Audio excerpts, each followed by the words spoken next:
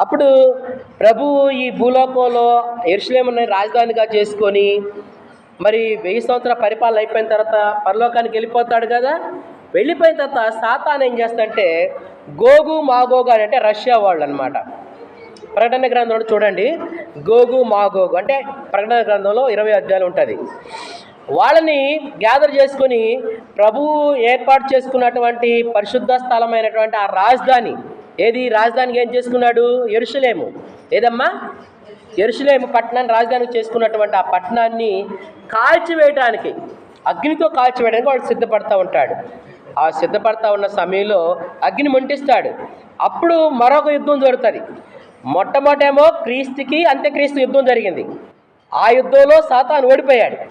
వాడిని తీసుకెళ్ళి బంధించేసి 1000 సంవత్సరాల పరిపాలన చేశాడు. ఇప్పుడు దేవునికి సాతానికి యుద్ధం. ఎవరెవరికి యుద్ధం చెప్పండి?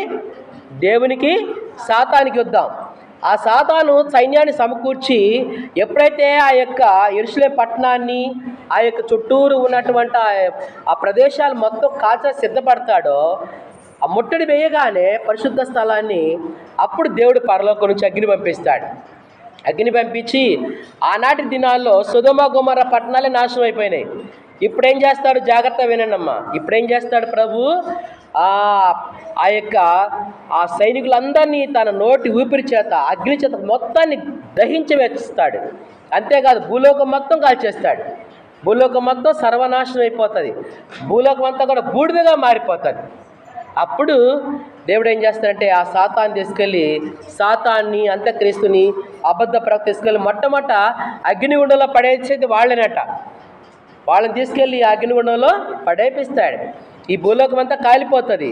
ఆయన బిడ్డలో అయిన మనము ఆ యొక్క నూతన యెరూషలేము పట్టణం నుంచి మళ్ళీ భూలోకానికి వస్తాం. అంటే ఈ భూలోకాన్ని నుంచి ఆయన ఏం చేస్తాడు? దేవుడు ఏం చేస్తాడు? ప్రకటన గ్రంథం 21 అధ్యాయం ఉంటుంది. క్రొత్త ఆకాశము, క్రొత్త భూమి. దేవుని స్తోత్రం చెప్పండి. హల్లెలూయా. క్రొత్త ఆకాశము, క్రొత్త భూమి. ఆ యొక్క క్రొత్త ఆకాశం, క్రొత్త భూమిలోకి దేవుడు ఆయనతో ఉన్నటువంటి ప్రజలు, ఒకసారి చదవండమ్మా. ప్రకటన గ్రంథం 21 అధ్యాయము చివరికి వచ్చేసాము. అంతటా నేను క్రొత్త ఆకాశమును, మొదటి ఆకాశము, మొదటి భూమియు గతించిపోయి. చూడండి, చూసాం కదా ఇప్పుడు మనము క్రొత్త ఆకాశం. ఈ పాత భూమి తీసేసి ఏం చేస్తాడు? క్రొత్త ఆకాశం, క్రొత్త భూమి ఇవి వస్తాయి. దానిలో ఆయన బిడ్డలు, దేవునితో పాటు ఆయన బిడ్డలు యుగాలు పరిపాలన చేస్తారు. మనం పాడతాం కదా, ఎంత సుందరము ఆ పరలోకము, అంతా సువర్ణమే ఏమి చిత్రము. పాడండి అందరూ.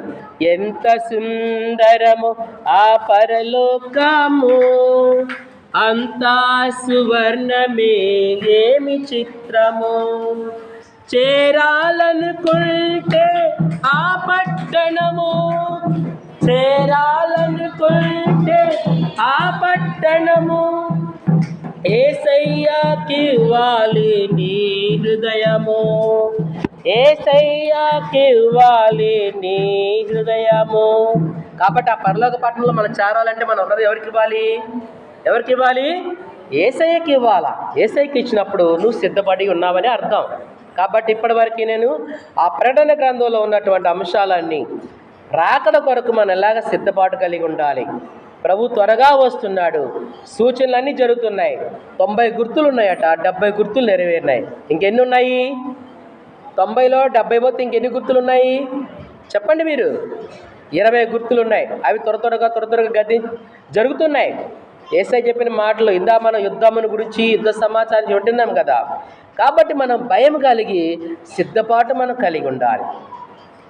నీ కోసం, నా కోసం యేసయ్య కలవరిశిలో తన ప్రాణాన్ని పెట్టాడు కదా. ఆయన నిన్ను నన్ను ఆ రక్తం పెట్టి కొని విమోచించి పాపశాపాల నుంచి మనల్ని విడిపించి ఆయన బిడ్డలుగా మనం చేసుకున్నాడు కదా. మరి మనలో పశ్చాత్తాపం ఏది? ఆ మారు మనసు ఏది? ఆ పాపక్షమాపణ నిమిత్తమై మనం ఇంకా మన బాప్తీసం పొందకుండా ఉంటున్నామా? ఇంకెవరైనా బాప్తీసం పొందకపోతే మీరు త్వరగా బాప్తీసం పొందండి. ప్రభు రాకడంతో సిద్ధముగా ఉన్నది. దేవుడి యొక్క వాక్యాన్ని దీవించి ఆస్వాదించును గాక. ఆమేన్. ప్రార్థన చేసి